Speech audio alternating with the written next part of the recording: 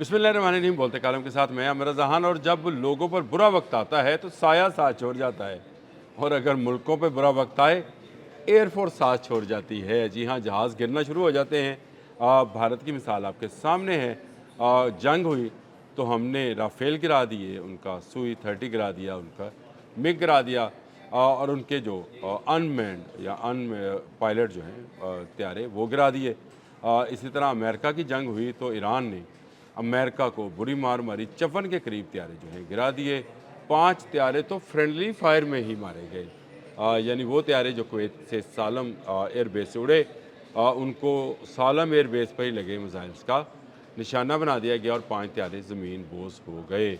और अब देख लीजिए कि अब क्या हुआ कि अमेरिका के मज़ीद 2 त्यारे जो कि F-18G हैं, जो ग्रोन्स कहलाते हैं, ये असल में बहरिया के वो जहाज़ हैं जिनको अमरीकी जदीद त्यारे कहा जाता है। वैसे ये जो F-18 है, ये एक गिराया भी गया है ईरान अमेरिका जंग के अंदर, लेकिन अब के तो ये 2 जहाज़ जो हैं ये गिरे हैं। ये एक एयर शो हो रहा था अमेरिका में, उसमें गिरे, और इनके गिरने की बाद जो चारों पायलट्स थे वो बहिफाजत उतर आए।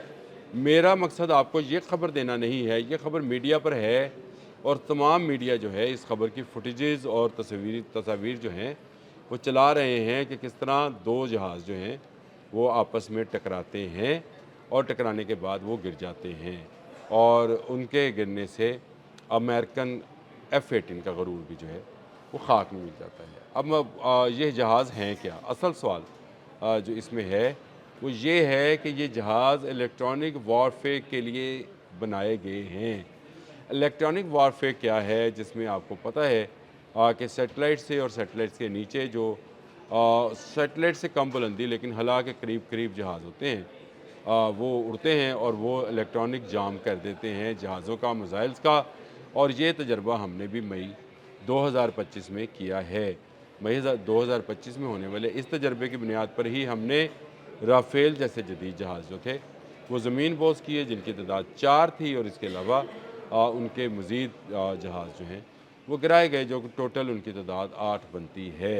अनमैन्ड को भी शामिल करें, बाकी को भी शामिल कर लें तो शायद ज़्यादा भी बन जाएगी, लेकिन चलें हम इसको 8 की गिनती पे ही रखते हैं। लेकिन अमेरिका तो अपने 54 जहाज़ गंवा बैठा।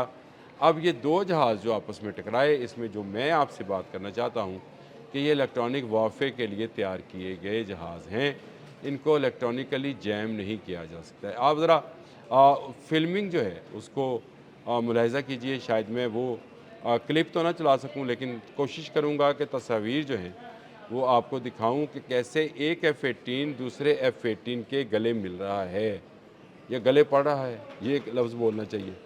बहरहाल एक नीचे और एक ऊपर है, और दोनों आपस में जुड़ जाते हैं। यहाँ इनके इलेक्ट्रॉनिक गैजेट्स जो हैं फ़ेल हुए हैं। अब आप समझे कि मुझे ये हादसा जो है, जहाज़ टकराते हैं, जहाज़ एयर शो के दौरान आपस में करतब दिखाते हैं तो टकरा जाते हैं, लेकिन ये एक जहाज़ जो कि जैम हुआ और दूसरे जहाज़ के इलेक्ट्रॉनिक सिस्टम के तहत वो अपने उस सिस्टम को बचाने के लिए दूसरे जहाज़ के साथ जाकर चिमटता है। उसके बाद क्या होता है, जहाज़ के अंदर मौजूद वो गोले जो ख़तरे का बायस बनते हुए निकलते हैं, वो चिंगारियों की सूरत में निकलते हैं। चारों जो पायलट्स हैं वो इजेक्ट होते हैं और वो उड़ते हैं, और ये जहाज़ आपस में गुत्थम गुत्ता होते हुए नीचे ज़मीन पर आ गिरते हैं। ये एक बड़ी अलामत है कि किसी जगह से इनका इलेक्ट्रॉनिक वॉरफेयर सिस्टम जो है उसको जैम करने की कोशिश की गई है, या एक का कम से कम जो है जैम किया है या ख़राब हुआ है। अब ये बात जो है ये समझने वाली है कि इनको जैम किया गया या ख़राब किया गया, लेकिन हुआ ये कि एक को बचाते बचाते दूसरा जहाज़ जो है उसके साथ चिमटता है। अपने सिस्टम को बचाते बचाते उसके साथ चिमटता है, और चिमटने की सूरत में इनका अपने अंदर मौजूद हिफाजती निज़ाम जो है वो शुरू हो जाता है, उसमें से गोले निकलना शुरू होते हैं, आग लग जाती है। पायलट्स, चारों पायलट्स जो हैं वो इजेक्ट होते हैं, और यूँ F-18G जो है वो ज़मीन बोस हो जाते हैं। अमेरिका पर बुरा वक्त है, मैंने ये शुरू में आपको बताया कि इंसान का बुरा वक्त हो तो साया साथ छोड़ जाता है, और अगर मुल्कों का बुरा वक्त हो तो एयरफोर्स साथ छोड़ जाती है। इस वक्त अमेरिका दबाव में है। ईरान जंग की वजह से मुख्तलिफ मीडिया हाउसेज उस पर फ़िक्र चुस्त कर रहे हैं कि ईरान जैसे मुल्क ने उनके मिसाइल्स ख़त्म कर दिए, उनके जहाज़ गिरा लिए, वो ख़ुद C-130 दो अदद जो हैं उनको आग लगा चुके। F-35 उनका जो है वो भी इलेक्ट्रॉनिक जैम करके गिराया गया, दो गिराए गए। F-18, F-15, F-22 कौन सा जहाज़ है जो बचा है जो ईरान ने नहीं गिराया? A-10C का भी नाम ले लेते हैं। एक त्यारा A-10C भी है।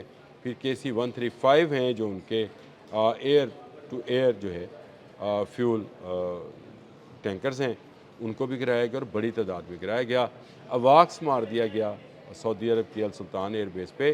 तो इतना नुकसान है जिसको अगर गिनवाते चले जाएँ तो शायद आपको यकीन ना आए। मुझे F-18 के ये जहाज़ जो हैं इनकी अगर मैं आपको बताऊं कि इनका जो लागत है वो क्या है, तो वो भी आपको मैं निकाल देता हूँ, बता देता हूँ कि ये सरकारी तौर पर जो बताया गया है इनकी अरबों डॉलर की जो है, यानी 6 करोड़ 70 लाख डॉलर जी एक जहाज़ की। तो अरबों रुपए तो हमारे बन गए ना।